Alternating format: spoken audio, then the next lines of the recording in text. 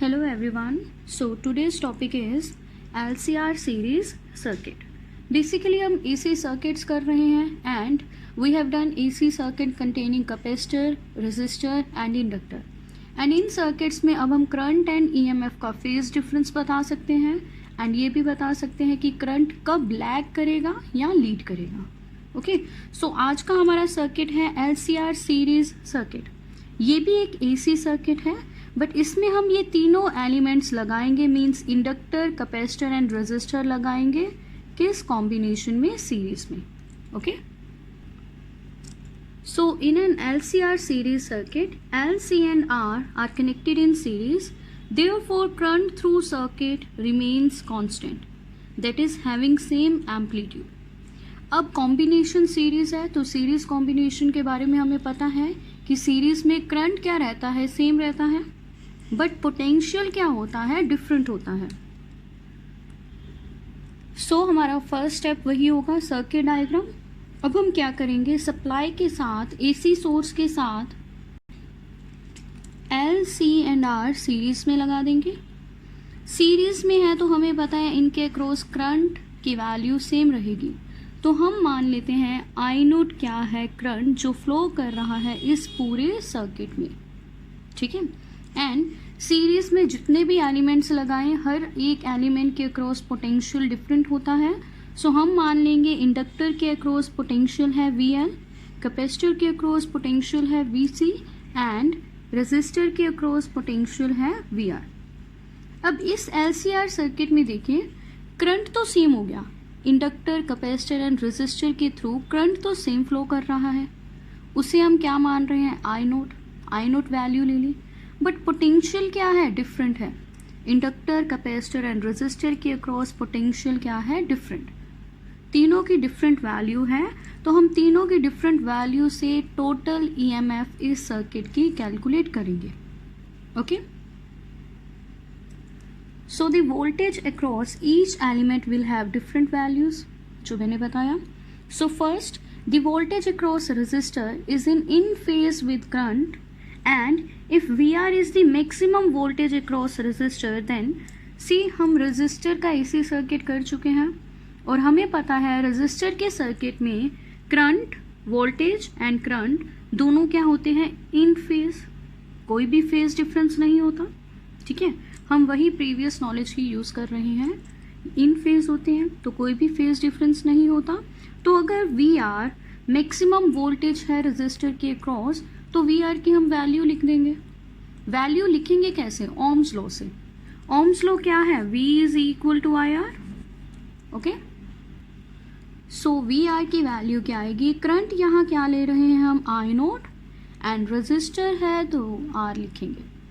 So this is the value of voltage across resistor and let this equation be number 1.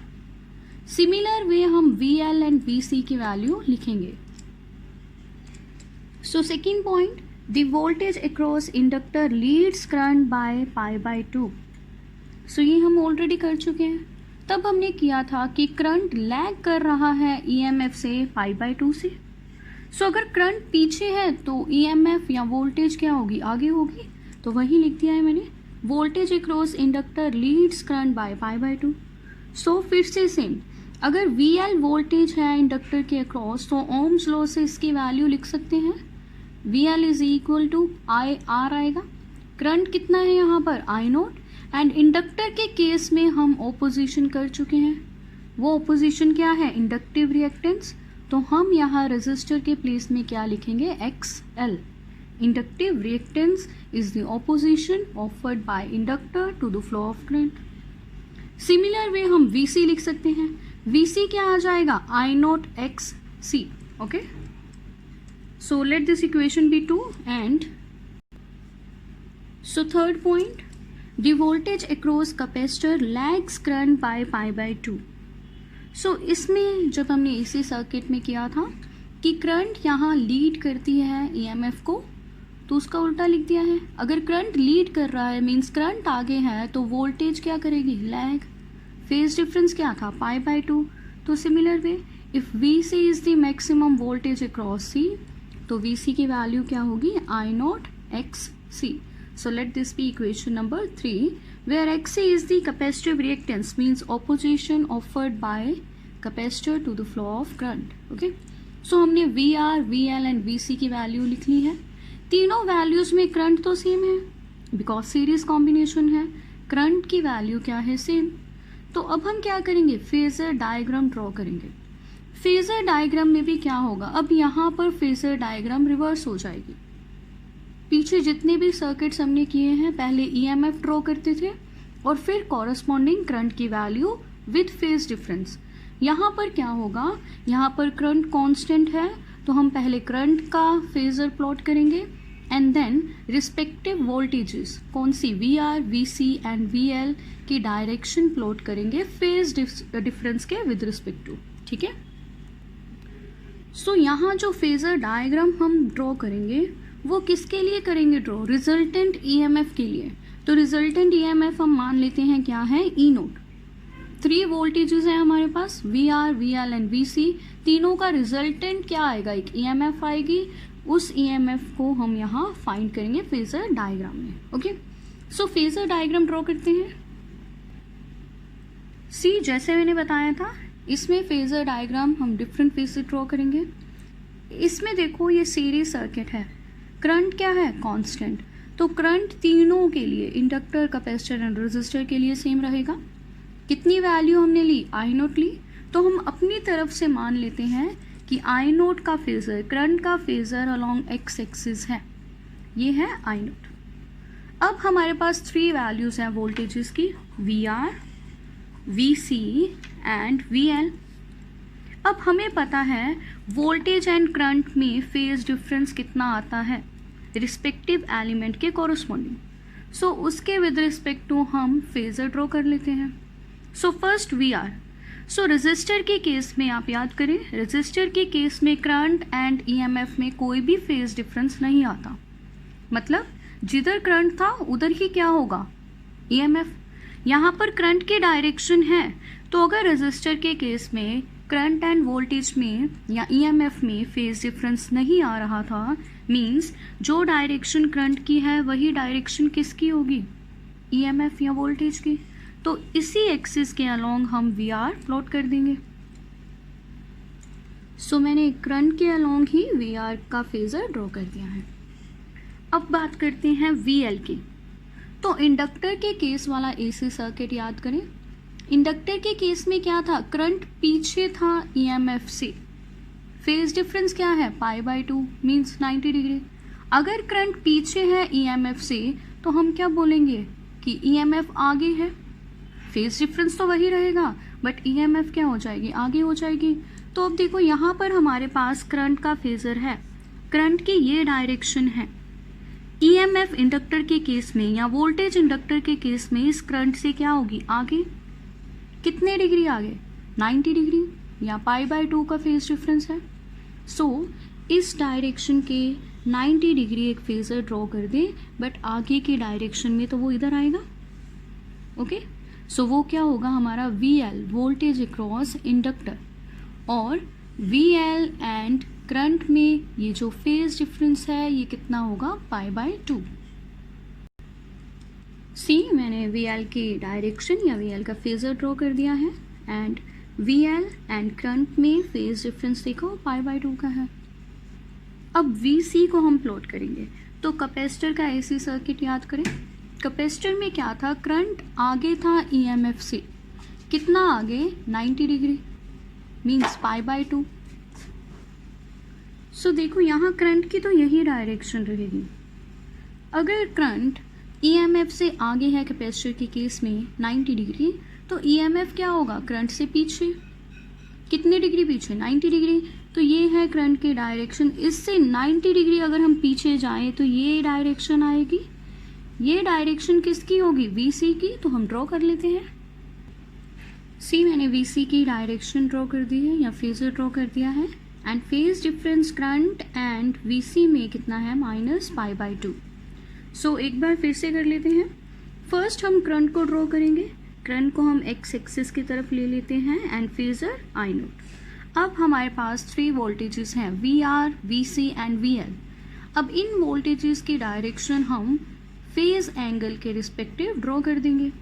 First we are, तो resistor वाले case में हमें पता है current and EMF दोनों इन phase हैं, दोनों की डायरेक्शन सेम है, तो करंट तो है हमारे पास इस डायरेक्शन में, सो इसी डायरेक्शन में वी आर आ जाएगा।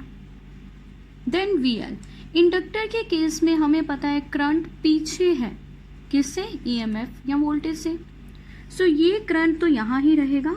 अगर करंट पीछे है मीन्स वोल्टेज आगे है। फेज डिफरेंस क्या है, π/2, तो इस करंट के 90 डिग्री मीन्स परपेंडिकुलर, ये फेजर मैंने ड्रॉ किया है, ये है VL। अब कैपेसिटर का केस, कैपेसिटर के केस में हमें पता है करंट आगे है ईएमएफ से या वोल्टेज से, सो यहाँ क्या होगा, वोल्टेज पीछे हो जाएगी, करंट तो यहीं रहेगा, तो इससे 90 डिग्री पीछे, फेज डिफरेंस 90 का है, हमने VC ड्रॉ कर दिया है। अब ये फेजर्स है, फेजर्स क्या होता है, वेक्टर्स, रोटेटिंग वेक्टर्स।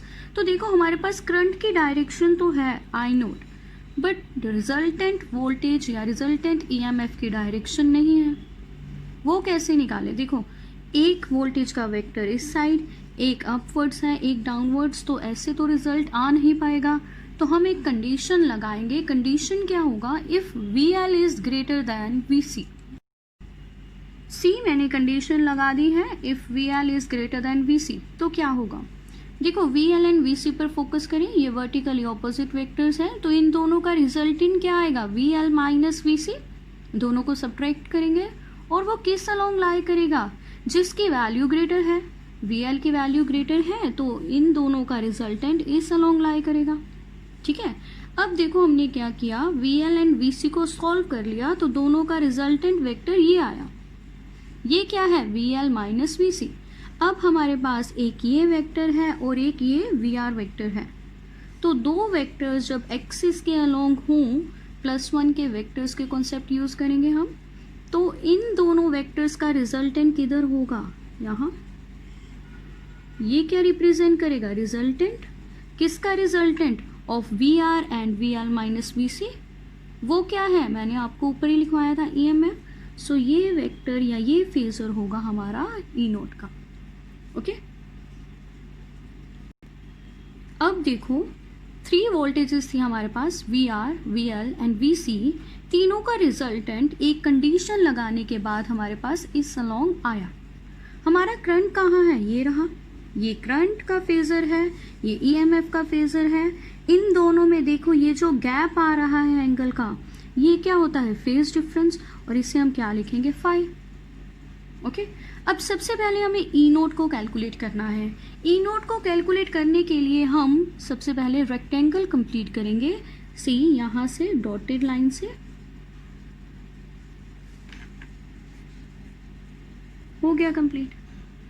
अब अगर ये साइड रेक्टेंगल की VL माइनस VC है, तो ये भी क्या होगी, VL माइनस VC। ये साइड VR है, तो ये भी क्या होगी, VR। अब देखो हमें ये चाहिए रिजल्टेंट EMF E नोट, हम क्या करेंगे, इस ट्रायंगल पर फोकस करेंगे, इसे नाम दे देते हैं। ओके, सो मैंने लिख दिया है AOBAC ट्रायंगल। पहले स्टेप्स रीड कर लेते हैं। See, since phasors VL and VC are acting along same straight line but in opposite direction, so let VL is greater than VC, जो मैंने आपको समझा दिया। तो जो डिफरेंस होगा इन दोनों का, VL माइनस VC, ये किस अलोंग लाई करेगा, VL अलोंग, एंड ये क्या है, परपेंडिकुलर है VR के। Okay, thus vector sum of VR, VC and VL gives a phasor E note.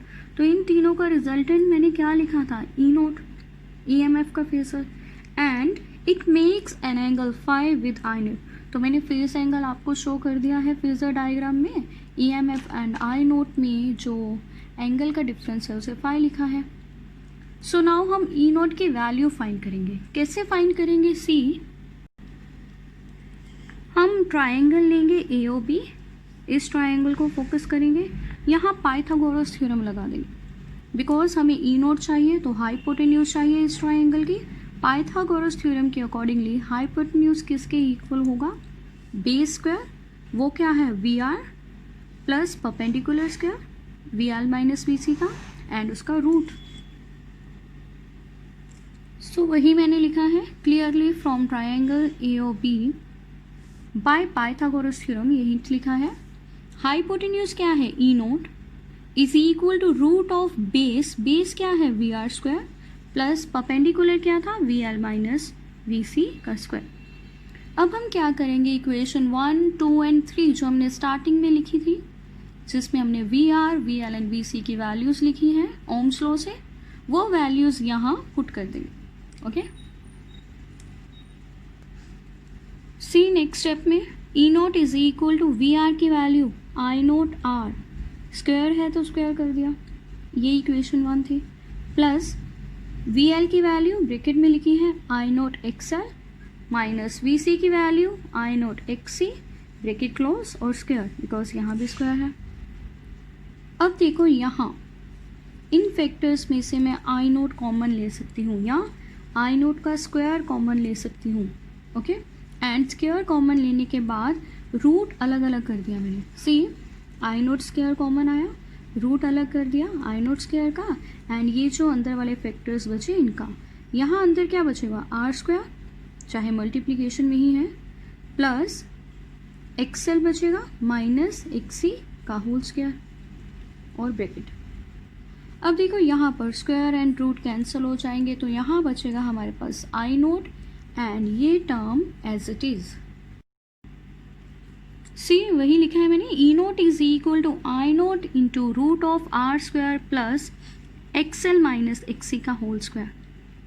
यहाँ से हम I नोट की वैल्यू निकाल सकते हैं, और I naught is equal to E naught by root of R square plus XL minus XC का whole square.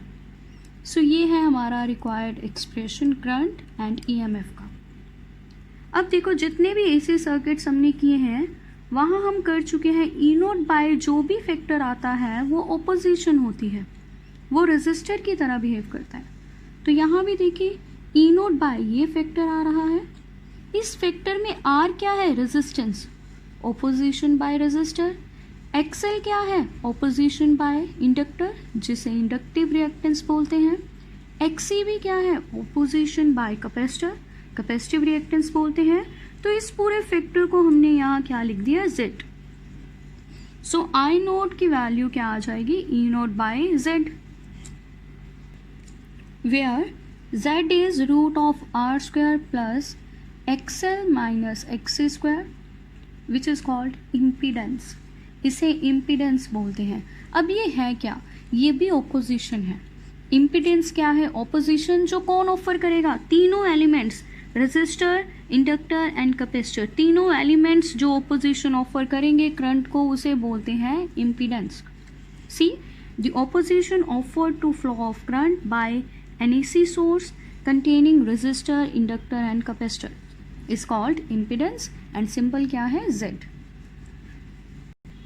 सो देखो फेजर डायग्राम के बाद हमने करंट एंड EMF की वैल्यू निकाल ली, इम्पीडेंस के बारे में भी रीड कर लिया।